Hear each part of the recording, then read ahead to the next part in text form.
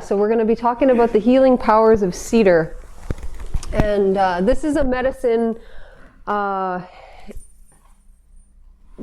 grows on the northwest coast. So starting in sort of Alaska and then all the way down to southern Washington, northern Oregon is where western red cedar and yellow cedars grow. And I've recently found out that they all see a different species of cedar also grows in like Mohawk territory and on the east in Ontario and on the eastern part of the continent, which is really interesting, and I didn't know that. So I could just share the teachings that I've been shared with, or that I carry about this medicine. So we refer to the cedar tree as the tree of life, because of the survival of our people depended on this tree. So everything from birth to death we got from this sacred tree. The survival of our people depended on it in the sense that housing, transportation, clothing, spiritual cleansing, literally everything in our lives came from this tree. And so that's why we refer to her as the tree of life. And we also refer to her in like a female sense. So when we see a cedar tree, we can refer to her as like a grandmother or a mother or a big sister, an auntie, somebody who has teachings to share. It's a medicine that absorbs our energy, our emotional energy, our spiritual energy, the thoughts that we think, the feelings that we're experiencing.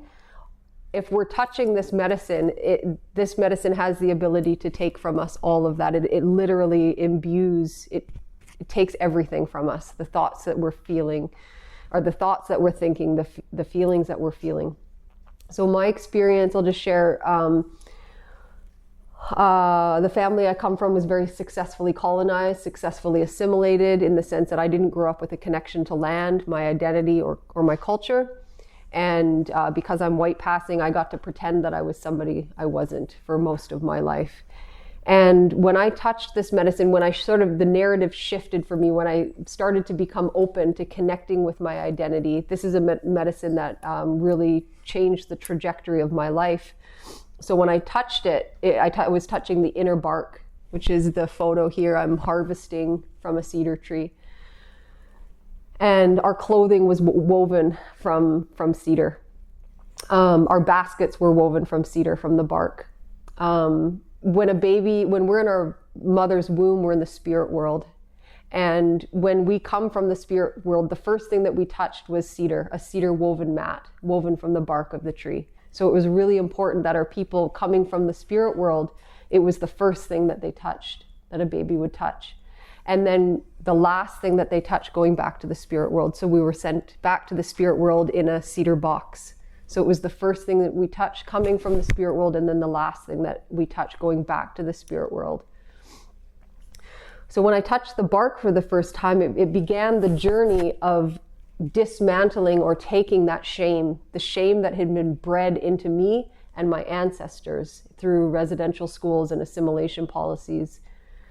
Shame was put on our people. We were taught to hate ourselves. We were taught it was wrong to be who we were. We were taught it was bad. We were punished for being who we were. And this is a medicine that started to take that shame from my being. Shame that had been placed on me, but also my ancestors, because that's how intergenerational trauma works, is it lives in the cells in our bodies. So, I really believe in the power of this medicine for what it's done for me in my own life, but for what I see and experience others getting to interact with this medicine. So this is a medicine that you can incorporate into your life and into your recovery for wellness and healing and balance. But there's protocols that need to be followed. So you can't just go to a tree and take, as Indigenous people, we have to practice reciprocity. So whenever we take anything from the land, we have to give something back. Trees love to get sung to. Singing to trees is an integral part of our culture. So that's how I practice reciprocity. When I was harvesting these cedar boughs this morning, I sang to the cedar tree. I asked for permission. Because I'm an Indigenous person, that this is part of my culture. I don't need to do the protocol where I have to ask for permission from somebody whose culture it belongs to, because this is the culture that I belong to. If you're non-Indigenous or this is not the culture that you come from, one of the protocols that's been shared with me is that you need to ask for permission from a hereditary leader or a medicine person, somebody who carries the teachings of this medicine. You ask for permission to have this be a part of your life and wellness. And when you ask for permission, it's really important that you bring a gift or an offering of some sort. But I've had the experience of, so every tree I harvest gets hugged. That's a time to connect to the tree. You hug the tree and you practice gratitude, and you communicate with the tree. Plants are alive. They have a spirit. They can hear us. They can feel us. The thoughts that we think, we don't need to speak out loud. There's that connection there, that inherent connection with the land. And so you ask for permission. Is it okay to take these for the wellness of our people? So there was a time when I went to hug the tree before harvesting it, and I just started weeping like a baby. I wept like a baby on that tree for about a half an hour. And I was crying my own tears, but it also felt like tears that were coming from my ancestors, pain that my ancestors had never had the privilege to heal. Because that's another thing, a lot of our ancestors that we come from were alive in a time where they didn't have the opportunity or the privilege to heal. And so hugging that tree generously took all this trauma. And I don't understand the science behind it. I just have my lived experience of this medicine has helped me to heal from trauma. It takes, hugging the tree, it takes all of that pain and that trauma that's stored in the cells of our bodies. I've experienced cedar brushing with, non-Indigenous kids in grade 5. And after the cedar brushing, they say, the cedar took my stress away. The cedar took my anxiety away. The cedar made me feel happy. I can't tell those kids to say that's their experience, in interacting with this medicine.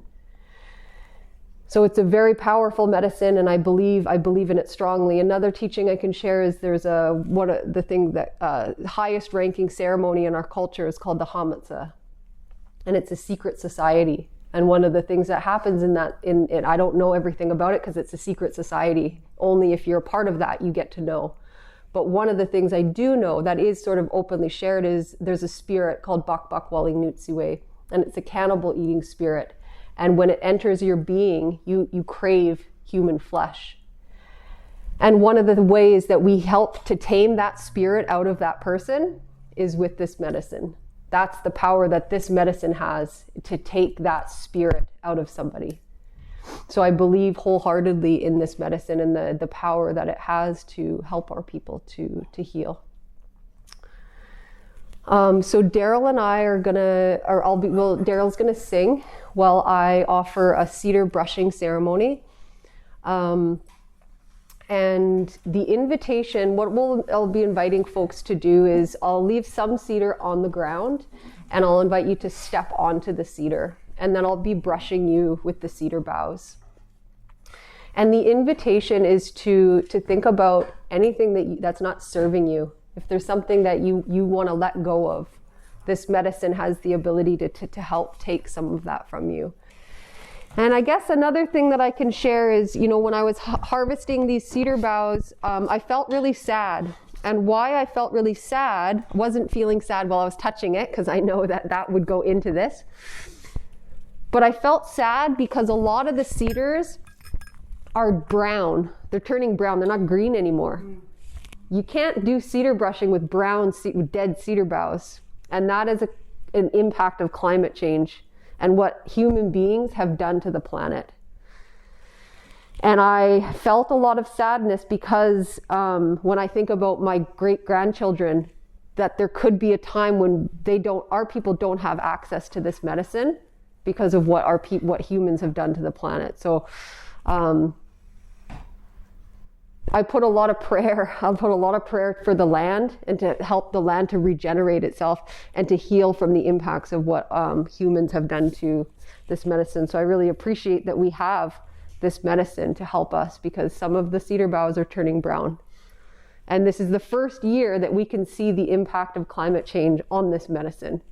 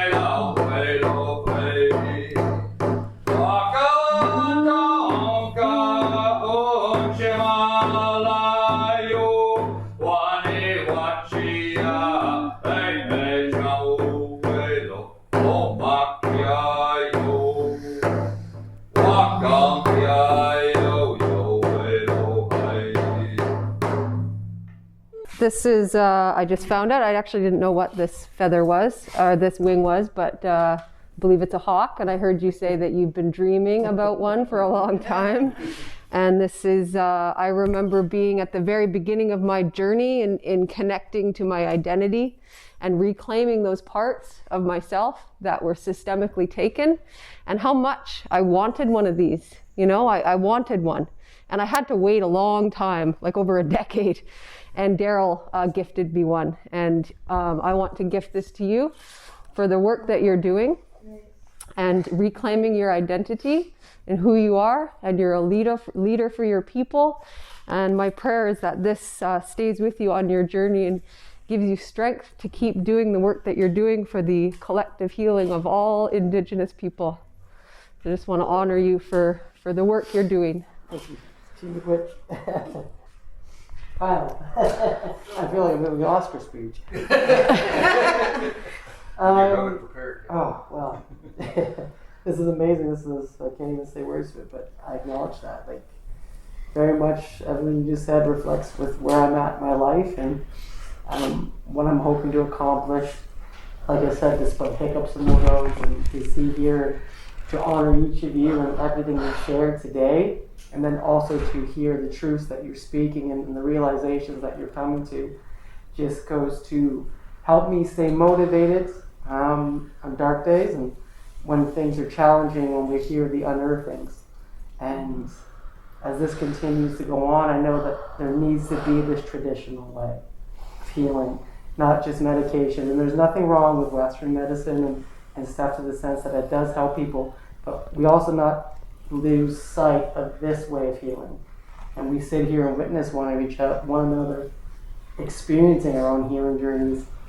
And it's an honor for me to be able to accept this, but also to be here to share this room with you on your own journey, and to realize even if I weren't to show up today, what could have been different, and just the smallest things that make a difference in each person's life. And Chi-Miigwech, and thank you for allowing me to be here and to continue to do the work that I'm hoping to help other people with. Mm-hmm. I'm hoping that it helps you a bit today too, and maybe take that and provide that for another person. I very much believe in every single one of us having a light, as I mentioned earlier, and to be able to share our light with people we love. When we see their light dimming, that's a strength that we all have. But that means we can be on the opposite side of it, and accepting both is so important to our healing.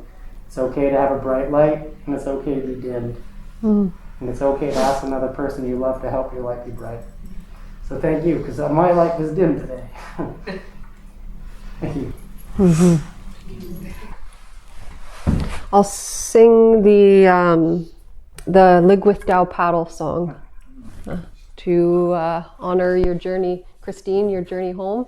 Mm-hmm. And I hope that you're surrounded by love and light and protection by our culture, to go back into community and be there for your daughter, your children, and daughter? Yeah. So this is the Ligwith Dao Paddle song to honor your journey home and everybody's journey into their recovery and continuing walking on the red road.